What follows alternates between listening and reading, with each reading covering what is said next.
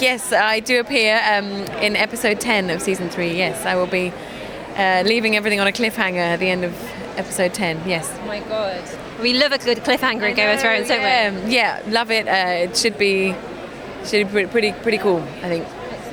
Now, we've seen a lot of Theon, of course, already in season 3. He's not having a very happy time. It's a bit of pickle, isn't he? He's in a bit of a fix, isn't he? He's got himself in trouble. If only he'd listened to me. Really. Yeah, you did say that you couldn't trust his men, didn't you? I did say that he just needed to do what he was told. And typical man. Actually, maybe that's not fair to say, but poor old Theon. He's misguided, isn't he? So, we assume when you see him again, will you be saying, "Told you so"? I will definitely be saying "I told you so" when I see him again. But yeah, still love him. He's my brother. Now, as you say, it's a very difficult situation he's been in this season. But if Yara had been in that same situation, because they're quite different people, aren't they? How do you think she would have coped? Oh, they are very different people, I think. I think she'd have coped really well. But she would perhaps have used a little more wit and nous, I think, to get around things. But he just fell into every trap that was going, didn't he? Poor thing. I think she might be a little bit more wily, a bit more wise to it, perhaps. She sets her own traps, so she might be, wise to the trap setters, perhaps. The messer and the messy. Exactly, yeah. So do you think she's a cunning fox then? Will we see more of that as the season and next season and future seasons go on? I think she is cunning, yes, but I think she also has a strong sense of family and what she feels is right for her. And so, yeah, I think we'll see a lot more of that side of her coming out, certainly. And of course, we love Yara. We'd like to see her survive for a long time in Game of Thrones. But what are the qualities do you think that you need to survive? Lots of nous and intelligence and balls and, yeah, determination, I suppose. I'm feeling like Yara might be ticking all the boxes so far. Yeah, I think she does. Yeah, she's certainly determined and stubborn, and but also this sense of family she has, that she has. I think she overrides her father, I think, on some of the cold-heartedness that he has. I think she's a little warmer in terms of when it comes to Theon. So do you think there'll be quite maybe a big reconciliation scene, or a scene where they, get back together and Theon and Yara and maybe discuss things that have gone on previously? Over a nice cup of tea. A bit of Battenberg cake. A bit of Battenberg. Maybe a lemon cake. Yara and Theon sit down to some lemon drizzle.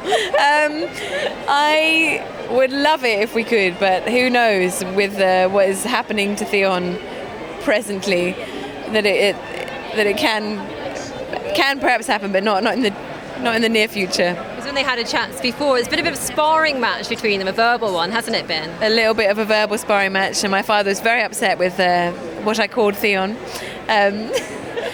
But there's a battle of wits and determination, isn't it? Certainly. When you had to prepare yourself for that scene, the dumbest moment, how did you work up to it? Is it bad to say I didn't have to work up to saying that word too much? I tell you what, though, I did have to work up to that scene a little bit because it was the first scene we shot at all. So we shot out of sequence completely, so that episode 8, beg your pardon, which is where I really appear in real time last in that series, we shot first. It was my first day. I was terrified. And I was very nervous on set that morning, but I think sometimes nerves are very good for you, aren't they? They really keep you alive. And of course, it was Alan Taylor directing that day, and just brilliant. And Alf and I got on very well. So it was as easy as it could have been in order for me to do my job. And hopefully it came off all right. Now I'm wondering, obviously you're kind of team Greyjoy, the House Greyjoy. Absolutely, yeah. But if you had to bet money on who would come out on top on Game of Thrones, would you put it on House Stark, Lannister, or Targaryen, or do you think the Greyjoys might turn it all around? Lord, I've got a feeling about the Lannisters. I think they seem to be just that little bit. What's the word? A bit that one step further prepared to take a bullet, I suppose. The Starks perhaps are a little warmer. And I think the Lannisters they've got that edge, that nasty edge, haven't they? When with Tyrion kind of leading the way, I think they've got something there, but who knows? Of course, one of the things we love about Game of Thrones are all those, oh my God, WTF moments, aren't there? Yeah. What have been the most striking ones for you so far? Oh, definitely when poor old Bran got pushed out the window. For me, it was just like, what? One episode, one shocker. What? And yeah, and to see Jaime and Cersei getting it on, and then Bran, and it's just so beautifully set up, and then so tragic, and you're like, yeah, that was one moment particularly where and also I was, even though I sort of knew it was going to happen, I was very heartened when we found the children with the Maester, when we found Bran and Rickon safe.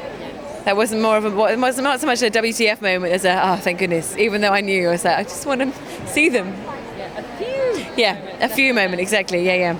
And you had a bit of an oh my god moment in your own audition, or at least it was a bit of an oh my god moment, didn't you? Tell me about the audition that you did for the Game of Thrones. The audition, the first meeting that I had to do my introduction to Theon scene. So I had to sort of sit on a chair pretending it was a horse and get to work on an imaginary chap behind me, if you will. And that was interesting. But the casting director is phenomenal, and he made me feel very at ease, comfortable, and so I just went for it. If you can go for it with a chair, I did my best, and I got recalled. So what happened in that room stays in that room. Exactly. That tape is somewhere, though. Goodness knows where. Now, there's a lot of feisty females on the show, of course, and we've got a new one this season too with Diana Rigg's character, haven't we? Yeah. You've been enjoying seeing her on the show. Love seeing her. I mean, what an established legend already, and then just to be, she's fantastic. What a brilliant casting, and she's another strong female. Good to see. She's had some hilarious moments as well. She just says what she thinks, doesn't she? Kind of Yara says also what she thinks. So I think those characters might get on well together. I'd like to meet her. I think Yara and her would get on. But certainly another strong female who speaks her mind, and also there's a lovely amount of humour there, as you've mentioned. So it's a great balance. We asked you last time we spoke how, if you had to go out of the show, and obviously we wouldn't want you to go out of the show, how you'd like to do it, and you said by axe or in a fight with a man. Now I'm wondering,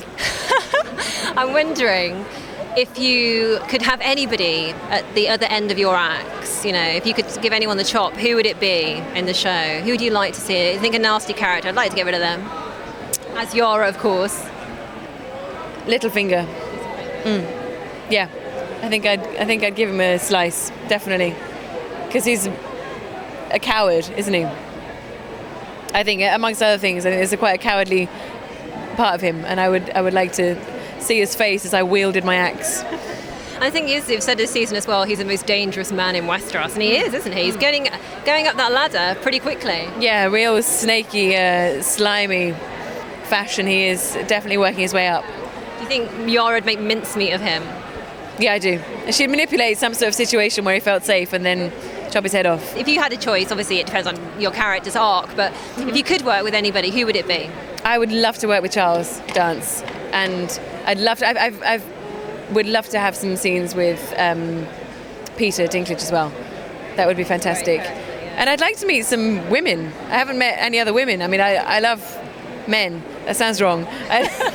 I love that my character hangs out with men. It's a great perk, but it would be nice to meet up with, I say maybe Diana Rigg or Emilia or something. Get the girls together. Would you like your own dragons? I would love my own dragons. Who wouldn't? Yeah. Maybe I could just show up rocking a dragon on my shoulder one day and You should do it. Definitely not like the books, guys, but check out my dragon.